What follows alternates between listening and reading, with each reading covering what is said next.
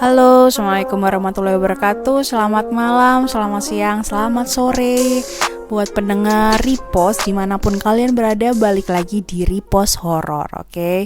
Segmen yang baru aku mau coba, ini mungkin bakal jadi video yang kedua, ya kan? Yang pertama itu cerita tentang kosan aku, kosan, tempat tinggal aku waktu kuliah dulu di rumah dinas. Nah, kali ini kita move di apa ya, kalau aku bilang ini penginapan sih, bukan hotel juga. Jadi kayak rumah yang kamarnya disewa, ini kayak kosan harian gitulah.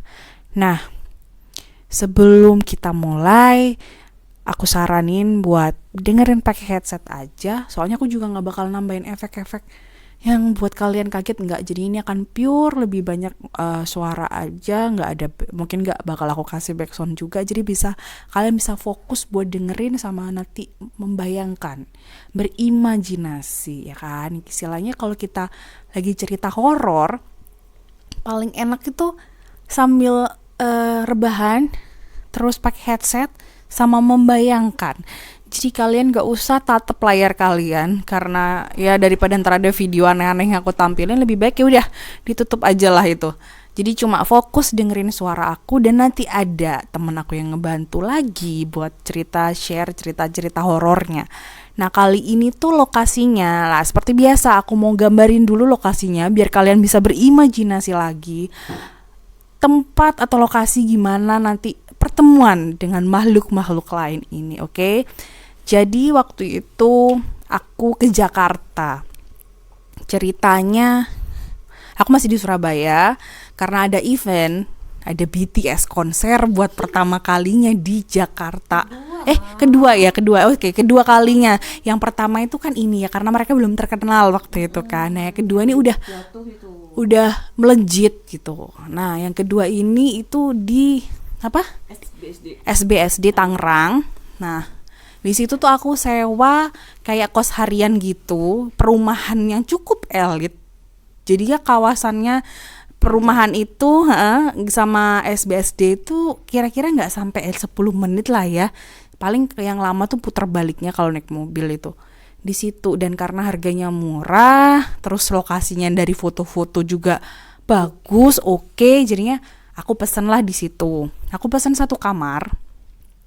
Ternyata waktu datang itu aku dapat kamar nomor 2.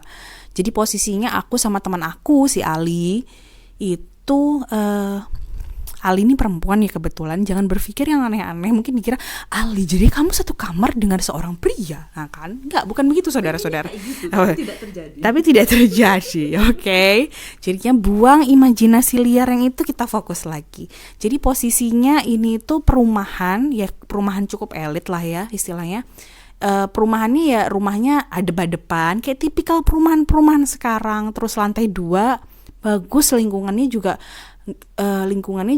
isinya rumah semua, nggak ada pohon-pohonan sih, jadi kayak nggak ada efek-efek seremnya tuh, nggak ada sama sekali menurutku. Jadinya aku sampai Tangerang tuh kurang lebih kalau nggak salah sekitar jam 10-an, kondisi capek dan lapar. Jadi teman aku si Ali itu lagi di bawah, lagi benerin nasi goreng lah istilahnya. Terus aku mutusin buat Ali, aku mau mandi dulu karena aku ngerasa ini lengket banget, nggak enak ya. Oke, ya udah aku mandi dulu gitu. Jadi aku naik ke atas. Nah, pertama naik ke atas, lorongnya itu, jadi setiap kamar tuh ada hadap-hadapan gitu, dan lorongnya tuh sempit. Aku tuh sebenarnya nggak terlalu suka lorong-lorong sempit yang panjang tuh, karena membuat imajinasinya tuh agak liar gitu kan, agak mungkin ada apa ini nanti, mungkin lewat gitu. Ya udah, tapi karena posisinya aku capek, cuma pengen mandi air hangat, udah, terus mungkin makan terus tidur. Posisinya aku buka kamarnya, oke, kayak kamarnya nggak terlalu gede, jadi langsung ada kamar mandi itu. Buka pintu tuh, kanan tuh kasur tingkat, terus ada jendela. Jadi aku dapat yang lantai 2, jendela tuh dibuka, aku bisa lihat bawah sama rumah tetangga. Terus sebelah kiri itu ada meja rias sama kursi. Depannya itu bilik kamar mandi. Jadi kamar mandi itu bukan tembok ya, jadi dia tuh kayak kaca burem. Jadinya kalau kamu mandi, siluetnya orang di dalam tuh kelihatan gitu kan. Jadi nggak terlalu gede juga ya, cuma shower sama kloset. Udah, karena aku udah capek, aku mandi. Jadi tipe sebelah. Jadi posisinya aku bisa lihat kursi dan kasur aku dari dalam kamar mandi. Begitu juga orang yang di kasur. Jadi aku mandi, terus aku keramas. Nah, saat keramas itu kan istilahnya uapnya yang ada di kamar kaca itu kan agak jadi mengembun gitu kan. Tapi tuh aku kelihatan dengan jelas, walaupun aku nggak pakai kacamata, aku nggak buta ya lebih tepatnya. Itu ada yang duduk di kasur, mbak. Dan aku yakin itu bukan Ali, karena Ali pakai hijab, sedangkan dia enggak, ya kan? Belum Islami. Mungkin akan hijrah gitu kan. Nah, jadi aku mikir, pertama itu bukan Ali, kedua nggak mungkin ada mbak-mbak tetangga yang tiba-tiba masuk nyelonong karena aku nggak denger ada pintu dibuka, ya kan. Terus aku cuma posisinya gini, mungkin aku capek, aku lapar, aku halu, udah fix, case close. Jadi nggak ada cerita horor. Ya udah, anggapannya begitu. Terus ya udah aku keramas, ya udah aku bilas-bilas. Tapi jujur, kalau ditanya takut. Kalau mungkin teman aku sebelumnya di podcast sebelumnya tuh si Siska itu punya bukan trauma, itu kayak mungkin fans tapi agak-agak malu gitu kan sama Mas Poci. Kalau aku sendiri sama Mbak Kun, ya udah lanjutannya nggak mau. Mbak Kun ini sama Mbak Kun tuh aku agak males, ya kan. Jadi orang punya trauma dengan jenis-jenis yang beda-beda. Nah, sama Mbak Kun ini agak males. Jadinya pas aku keluar kamar mandi, aku putusin kayak aku nggak mau duduk di kasur. Aku langsung pakai handuk bersihin rambut udah. Dan aku duduk, terus aku nungguin si Ali ini temanku naik ke atas. Aku sebenarnya denger waktu mereka ngobrol di bawah. Jadi temanku ada satu lagi nyusulin. Dia sewa kamar, tapi sewa kamar yang agak jauh dari aku. Aku denger tuh. Nah, nggak kelar berapa lama itu kayak ada suara, tahu nggak sih? Kan itu kan lorong ya. Ada suara kayak, tahu nggak? Jadi kayak di tembok tuh kayak orang ngeser gitu loh. Kayak orang mainan tembok. Jadi sama jalan gitu kan. Aku mikir, oh Ali naik nih. Ali naik. Terus kok ada tapi di bawah tetap ada suara gitu kan, kayak terus aku mikir apa mbak sebelah. Di situ aku mulai takut. Aku bilang kalau misalkan ini nanti suaranya makin dekat terus di depan kamar, aku bakal buka kamar terus aku langsung bakal lari ke bawah. Udah planning kayak gitu kan. Aku udah nggak berani lihat kaca, udah rambut aku kusek aja lah. Nggak berapa lama Ali datang. Resi bukain. Jadi dia tuh bawa bangkok apa tuh, bawaan banyak gitu. Ya tasnya dia, ya nasi goreng, ya air mineral yang dia beli dari Intit gitu kan. Dari Indo. Nah, ya udah terus bukan. Terus aku ingat, terus aku bukain. Aku cuma tanya, kamu tadi barusan lewat gitu? Nah iya gitu. Terus aku lihat tangannya kanan kiri penuh, jadi nggak mungkin lah dia ya nyeser tuh tembok gitu kan. Terus ya udahlah, aku kayak ya udah kita sama-sama capek, udah tidur aja. Ternyata waktu kita pulang setelah kita balik ke Surabaya, dan itu beberapa bulan setelah acara BTS itu, udah karena habis nonton BTS tuh kayaknya mungkin hype-nya terlalu tinggi, jadinya kayak mbak-mbak ada apapun di kosan tuh kayak bodo amat. Ternyata usul si temanku si Ali ini juga digangguin, tapi karena kita memilih buat, jadi kita punya prinsip nih, kalau misalkan dihantuin di satu tempat, kita punya prinsip jangan cerita di TKP. Istilahnya nanti itu makin kegeeran tuh yang diceritain tuh kan. Jadi ya udah kita milih buat nanti aja saat udah nggak di TKP kita cerita. Dan ternyata aku nggak halu loh, aku nggak sendirian yang digangguin gitu kan. Nah itu ada Ali, dan sebenarnya itu ada satu korban lagi. Ada penumpang gelap di dalam kamar. Sebenarnya kamar kan isinya 2 ya kan, karena kita waktu itu kantong-kantong pelajar, jadi satu kamar diisi bertiga. Ada Siska. Itu kita udah lulus. Udah lulus ya? Ya kan, iya udah kerja tapi tetap kantongnya pelajar. Kalau bisa kayak gitu Iya aja. kan, gitu Bukan kantong. kata pelajar, kantong miskin. Oh iya baiklah. Jadi waktu itu si Siska yang ada di podcast aku sebelumnya itu tuh udah bekerja di Jakarta, udah jadi anak gaul Jakarta gitu kan. Sedangkan kita masih anak Surabaya yang kayak pelungu datang ke Tangerang tuh kayak aduh ini di mana gitu kan. Ternyata waktu malam kedua ya dia di situ, dia juga nggak cerita. Jadi kita semua tuh sama-sama menyimpan rahasia ini rapat-rapat sampai setelah pulang. Aku tuh cerita ke Ali di taksi pas Oh, di taksi. ke Sensi. Ah, itu pun Ali pun nggak cerita ke aku. Jadi mungkin kayak ya udahlah biar kita liburan ini sama-sama tenang, sama-sama enak. Ya udahlah ini nggak usah terlalu dipikirin. Kan udah 3 hari kan. Iya, 3 hari kita di hari situ. ketiga itu kan kamu ke mana sih sama Puta? Oh ya pergilah kemana? Iya, terus aku sama Ali makan di Sensi kan. Nah, itu kita di taksi itu kita cerita. Oh, dan kamu baru cerita. Iya, terus Ali tuh pertamanya ngajak ngobrol, sis kamu ngerasa nggak sih kemarin kita digangguin? Sebenarnya aku tuh udah capek, makanya aku tuh tidur. Aku tuh udah sampai nggak berani ngeliat ke jendela karena si Mbak ini standby di luar jendela kita. Oh, oke, baiklah. Terus kalau aku sih lihatnya dia udah di dalam waktu itu. Dia duduk nangkring di kasur yang belum aku sentuh sama sekali kan. Masalahnya dia kalau mau di dalam udah kasurnya udah penuh, kita bertiga udah kayak pindang kayak itu kan, ini gue di mana nih, nggak mau di nggak kamar mandi, ada dia di luar. Iya, dia daripada di dalam sesek kan, dia mikirnya sampahin anak 3 kamar segini pakai bertiga gitu kan. Terus Jadi dia tuh standby-nya tuh di luar karena kan tidur sebelah jendela. Terus kan yang tengah kan kamu, terus Ali kan. Nah, dia tuh standby di luar dengan ya apa ya? Sampai berjam-jam gitu. Aku kan sempat ngeliat apa itu fancammu yang Redmond Opa apaan sih? Iya, itu tuh mengalihkan ya, tetap ya. Aku merasa kayak ini di luar ini sampah, ini Redmond Opa juga sampah juga. Masa temanku ini lebih tua dari Redmond? Enggak gitu. Jadi bukan Redmondnya yang sampah, tapi temanku yang sampah. Si Rais ini tuh lebih tua Siapa tapi itu? Siapa wanita nggak jelas itu? Pasti bukan aku. Oke, lanjut. si Rais ini udah lebih tua tuh dia manggil Redmond Opa, kan aku gregetan gitu kan iya, maksudku. tapi kan teralihkan kan sama mbak-mbak yang di luar jendela itu atau gimana? Sama aja kayaknya. aja, baik. Sama-sama nggak menakutkan ya.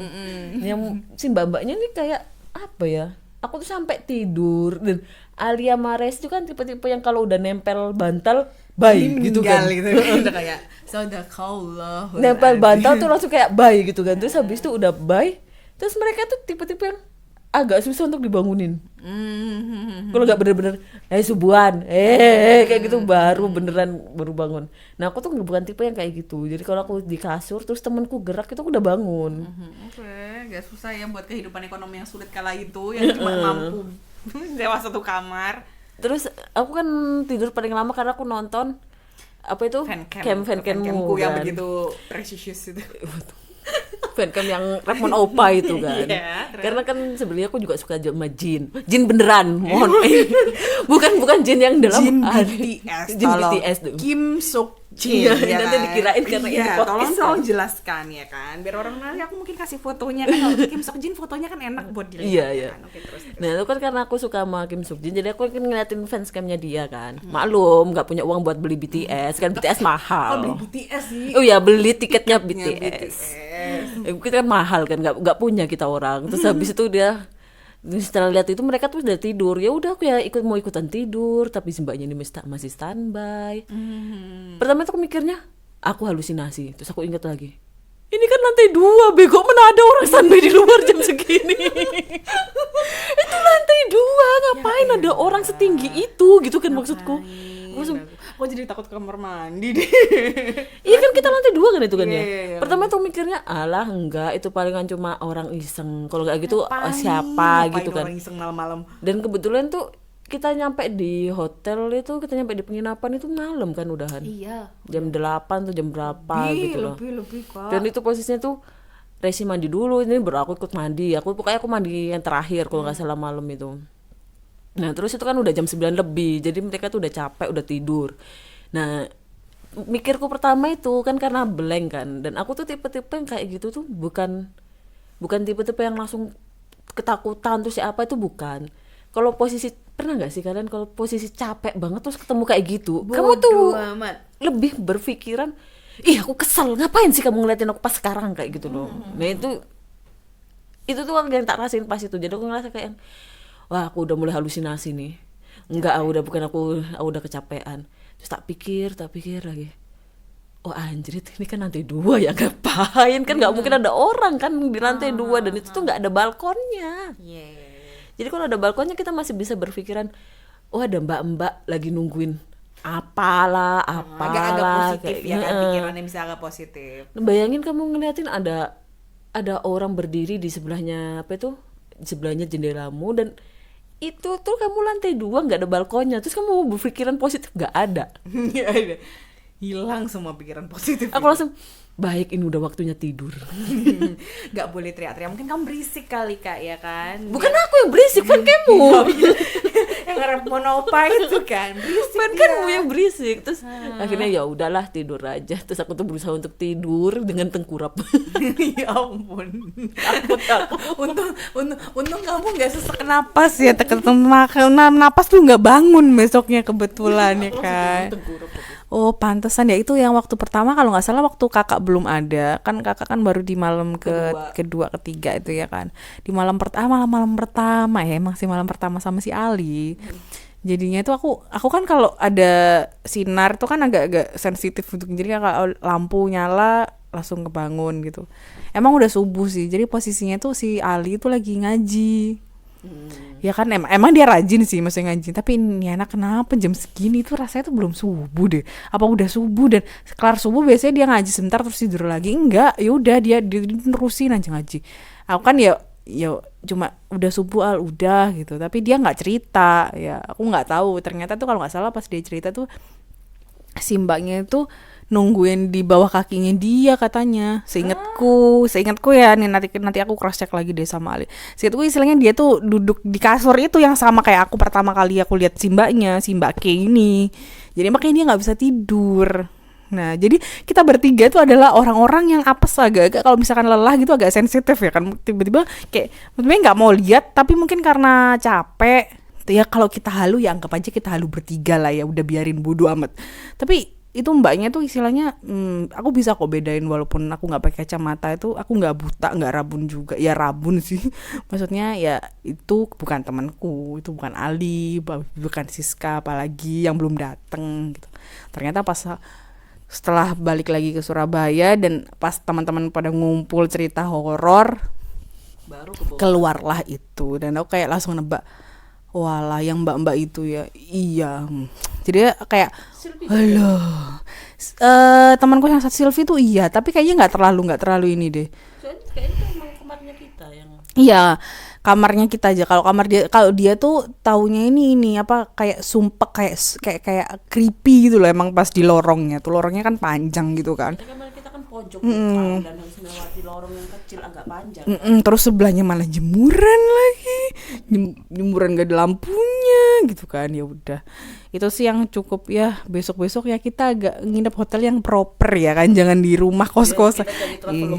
Iya, jadinya bisa ya paling nggak dihantu-hantuin banget gitu. Ya emang sih waktu itu kayak ya ketutup aja sama BTS yang konser. Udah kalau waktu itu kalau kerja atau apa, aduh kayaknya aku bakal pindah kamar hotel aja deh. Oke, sekian dulu. Terima kasih kakak. Ini udah mau setengah jam. Belum. Masih belum 20 menit.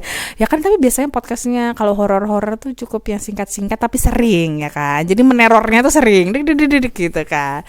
Ini nanti kalau responnya bagus kita akan coba buat. Aku ya, ini cerita horor tidak bisa dibuat kebetulan. Jadi mungkin akan mencari sumber-sumber. Udah gitu kamu itu loh, cerita horor yang awalnya horor ternyata berakhir pada sesuatu yang konyol. Itu Epi, itu si Epi. Nanti itu ada di kosan juga kayak gitu. Waktu kemarin kan aku tanya, Pi, aku mau bikin podcast yang horor kan, ceritaku sama cerita di kosan sama cerita anak-anak ini kan banyak yang dihantuin kan kebetulan gitu. Kamu ada nggak? Aku sih ada Kak, cerita horor. Menurutku paling horor. Mungkin mbak-mbak yang lain sama Kak Eci ini nggak ini gitu kan. Ya nanti kita suruh si Epi buat cerita, jadi kalian bisa tahu kehororan yang hakiki itu bukan Mas Poci, bukan Mbak K, ada yang lebih horor lagi ya kan. Kalau responnya bagus nanti aku akan mencoba mengulik dari Epi. Makasih buat kakak, makasih buat yang denger juga. Jangan bosan-bosan, habis ini mungkin biasanya ada tamu tetap tuh Epi. Mungkin kalau di repost horor ada tamu tetap tuh si Siska ya kan. Banyak cerita yang ini, tapi emang rata-rata emang kita alaminnya pas karena aku sama Siska ini teman dari kuliah sama teman main sampai sekarang, jadi kita share beberapa tempat yang horor tuh bersama-sama dan ada teman lagi juga, jadi bisa di cross check bareng-bareng. Oke, terima kasih buat kalian yang semua yang udah dengerin sampai habis. Makasih juga udah luangin waktu kalian, kuota dan wifi kalian buat dengerin podcast yang mungkin ya tidak seberapa ini, tapi mohon dukungannya. Kalau kalian suka bisa like atau komen atau share. Mungkin ada cerita horor lainnya dari teman-teman, bisa komen di bawah. Terus jangan lupa buat dengerin repost yang lain, ada review film, ada review bukan review sih, kayak ngobrolin sesuatu yang viral, sama ya bahas-bahas tentang kehidupan gitulah, curhat-curhat nggak jelas yang bakal aku update setiap Sabtu dan Minggu, atau hari Sabtu atau Minggu ya, seluangnya aja. Tapi aku pastiin paling nggak minimal 1 minggu sekali di Sabtu atau Minggu tuh aku akan ngeposting video-video baru. Oke, makasih semua, selamat malam, jangan lupa tidur, bye.